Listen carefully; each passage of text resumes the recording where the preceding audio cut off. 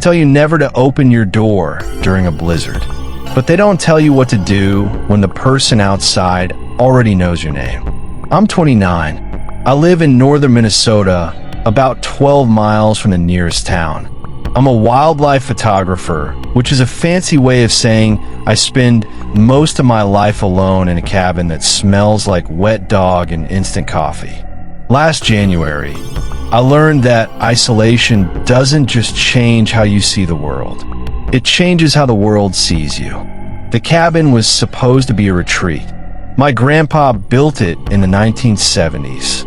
Hand-cut logs, a wood stove that glows like a second sun, and a single dirt road that turns to glue the second snow touches it. I moved there full-time 2 years ago after a divorce. Not running from anything, just simplifying. By mid-January, the lake outside had frozen solid. The trees looked like bones, and the forecast said we were getting the worst storm in a decade. I did what any sensible hermit does. I stacked firewood up to the ceiling.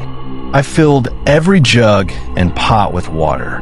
I charged my backup battery for my camera, and I double-checked the lock on the front door, a heavy iron latch my grandpa welded himself. That first night of the storm, the wind sounded like someone dragging a metal chair across a concrete floor. Over and over, I remember lying on my cot at 2 a.m., staring at the frost creeping up the inside of the windows, and telling myself, tomorrow, you won't even remember the noise. I was wrong. The knock came at 4:17 a.m. Not a gentle tap, not a desperate pound. It was rhythmic. 3 knocks. Pause. 3 knocks. Like a heartbeat. I sat up. My dog, a mutt named Birch, didn't bark. He just pressed himself against my leg and whined. Birch has never whined at anything. Not at bears. Not at gunshots. I grabbed my flashlight and moved to the window closest to the door. I pulled the curtain back just 1 inch. There was a man standing on my porch. He was tall, thin, wearing a dark coat that looked dry, too dry for a blizzard. His face was mostly shadow, but I could see his mouth. He was smiling. Not a friendly smile, not a desperate one. It was the smile of someone who has already decided how a conversation is going to end.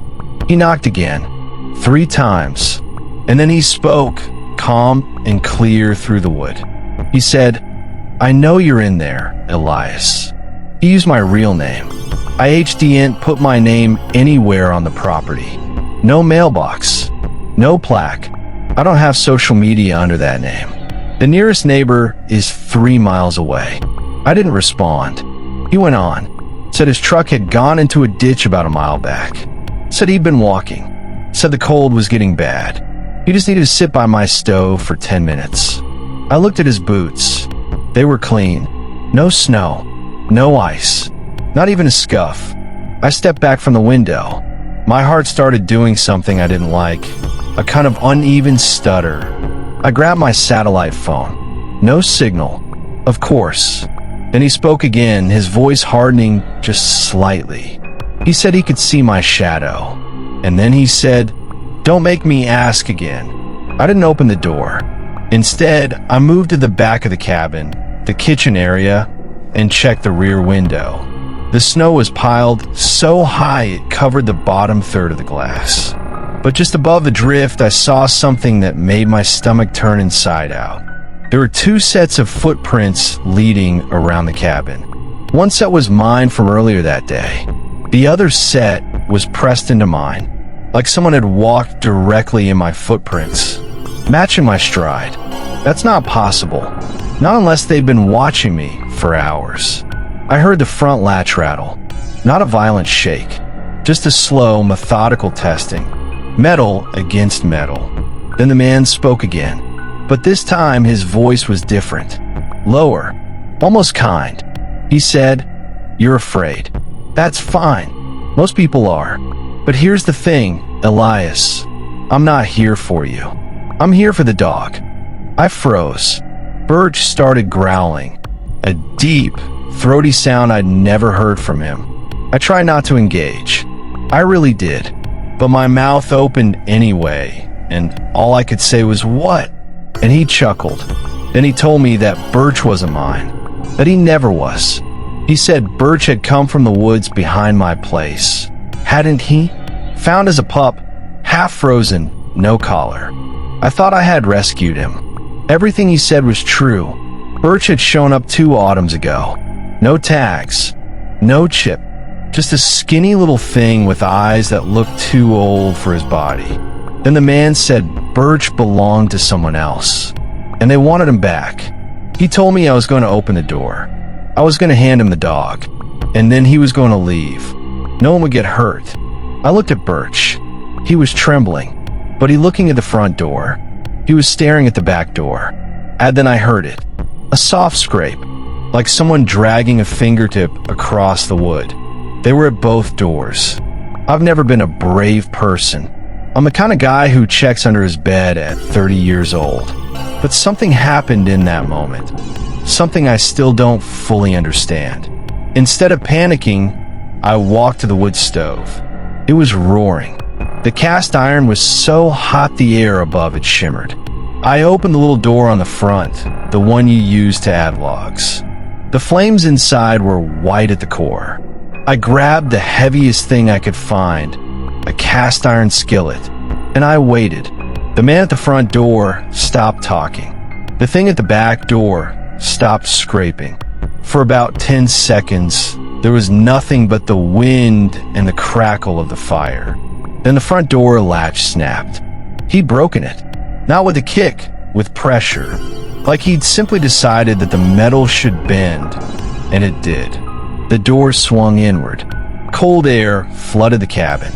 I couldn't see him at first, just the dark outline of a tall man filling the frame. He took one step inside, and I threw the skillet. Not at him, at the wood stove. I hit that little door dead on. It didn't just close, it cracked. The fire inside roared outward for half a second, and a wave of heat and sparks blasted toward the doorway. The man screamed. Not a human scream. It was too high, too thin, like wind through a broken antenna. He stumbled backward into the snow, clutching his face. I slammed the front door shut. The latch was destroyed, so I grabbed a chair and wedged it under the handle. Then I ran to the back door. The scraping had stopped. I looked through the window. Nothing. Just snow and dark and the dying echo of that scream. I didn't sleep that night. I sat with my back against the wood stove, Birch in my lap, and watched both doors until the sky turned gray. When the storm finally died down around 9 a.m., I went outside. The footprints were still there. Both sets, but mine were normal. The other set, the ones that had walked in my prints, were wrong. They were too long, too narrow, and they didn't have toe marks. Just smooth, oval depressions like whoever made them had been wearing boots with no tread. I followed them. They led to my shed. The shed door was open. Inside, my snowmobile had been disassembled. Not vandalized. Taken apart, bolt by bolt, wire by wire, laid out in neat rows on the floor. Like someone had been looking for something. I called the county sheriff from my satellite phone. They showed up 3 hours later. The deputy, a woman named Harlow, looked at the footprints, the broken latch, the disassembled snowmobile. And then she told me something that made my blood go cold. She said this wasn't the first report they'd had like that. Last winter, a couple 2 valleys over had the same thing. A man at the door, knew their names, asked for their dog. They opened the door.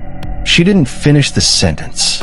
She didn't have to. I asked what happened to that couple. She said they moved. Didn't leave a forwarding address. Didn't tell anyone where they were going. Just packed up in the middle of the night and vanished. Then she told me something else. Something she probably shouldn't have. She said the man I described, tall, thin, dark coat, clean boots, matched a missing persons case for 1994. A hiker named Lowell Cross.